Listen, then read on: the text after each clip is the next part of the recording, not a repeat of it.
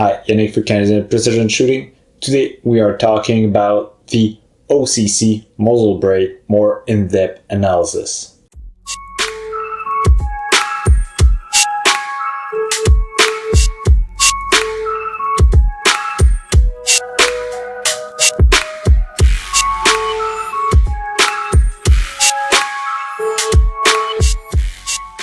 Pour faire honneur à la France, son pays de fabrication, on va faire le début de la vidéo en français et ensuite on va faire le même contenu en anglais pour les intéressés.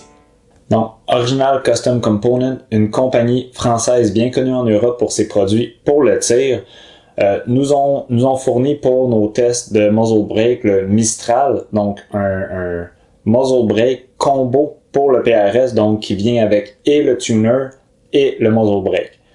L'installation du muzzle brake est relativement simple. On barre le tuner en place, on l'installe, on barre le muzzle brake en place avec le tuner barré, la noix complète va tourner sur elle-même. Une fois que tout est fixe, on peut débarrer avec 3 vis, 2 vis. On vient débarrer le tuner puis on peut faire les ajustements comme n'importe quel autre tuner standard. Ceci étant dit, il y a plusieurs caractéristiques qui vont distinguer ce muzzle brake-là de notre autre série qui ont été testées. Tout d'abord, étant moi-même un grand amateur des ports ouverts sur le dessus, il nous offre 4 séries de ports, un par baffle, ajustables, donc on peut les fermer, on peut les ouvrir pour pouvoir ajuster vraiment ce qu'on a besoin comme gaz qui s'échappe sur le dessus pour diminuer finalement ce qu'on appelle le muzzle rise, donc la levée du canon, et de le tuner pour avoir l'effet qu'on va aller rechercher. Donc soit on peut pousser jusqu'à essayer d'avoir un muzzle down en ouvrant l'ensemble, ou on ferme juste ce qu'on a besoin pour essayer de rester le plus à l'horizontale possible au moment du tir. À noter, c'est que les vis, ou en fait les trous de vis, n'ont pas de stopper à la fin, et donc je suggère fortement d'utiliser du Loctite bleu ou rouge au minimum pour venir barrer les vis une fois que le tuning a été accompli, pour s'assurer que les vis ne vont pas entrer à l'intérieur des ports trop loin et venir bloquer la sortie de gaz, puis à l'inverse, pas se dévisser bien évidemment. Une autre caractéristique intéressante, à l'intérieur des ports de sortie de gaz, il y a ce qu'on peut appeler une peau de requin si on prend la traduction exacte, donc c'est-à-dire un peu comme une valve de golf.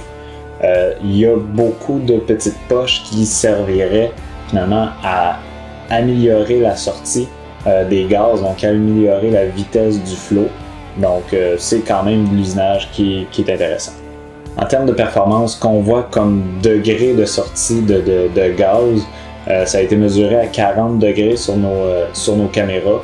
Sur une échelle personnelle, je l'ai mis à 3 sur 4 en termes de ressenti de pression d'air ou de blast finalement au tireur, de par ces sorties de gaz-là. Au niveau de la gestion du recul en tant que tel, l'unité qui nous a été fournie est un calibre 30, donc on l'a testé avec une 6 mm et avec une 2.23. Il y a quand même une bonne différence sur la grosseur du boulet versus le trou finalement pour lequel il est utilisé. Il faut aussi dire que c'est un calibre 30 qui pardonne beaucoup, donc même pour des canons de sortie d'usine qui n'ont pas nécessairement toujours une concentricité parfaite, le muzzle brake devrait normalement l'éclairer. Par contre, OCC offre aussi la possibilité de réduire la grosseur du trou de sortie pour améliorer sa performance, soit parce qu'on a des canons custom, soit pour fitter avec des calibres que nous on va utiliser. Ceci étant dit, à l'intérieur de notre échelle, il y a quand même eu un résultat de 77% sur notre benchmark pour le recul en tant que tel, 76% sur la 2.23, 78% pour la 6 Creedmoor. Et au niveau du muzzle jump, il arrive quand même avec un score de 85%, qui est une échelle faite sur mesure avec les performances qu'on a eues de nos différents muzzle brakes. Donc dans l'ensemble, un muzzle brake qui performe bien, qui a un look très différent, très affirmé, pour lequel on peut trouver sur le marché à environ 400$ US le combo complet. And now the same in English. So what we have here is a tunable muzzle brake, quite easy to install with adjustable open top ports. The first thing you will see with the muzzle brake is the size and the weight of the combo itself. The tuner being quite quite heavy, with big muzzle brake on top of that. It fits with bigger barrel that most of us use now for the PRS or MTU, and even bigger than that. One of the nice things they have is a kind of shark skin baffle in there, and so like a golf ball, it's supposed to help with the flow getting out of the baffle themselves and getting out of the muzzle brake. With a 40-degree measured blast angle, I will give it a 3 out of 4 on my personal concussion scale, and it's far from being the worst to shoot, and it's also not the most comfortable one. The unit goes for about $400 US, and this one has been provided in 30 caliber, but you can also have it in whatever configuration you want. Obviously it's going to affect a bit the result we've had by a couple percent, but overall we got a 77%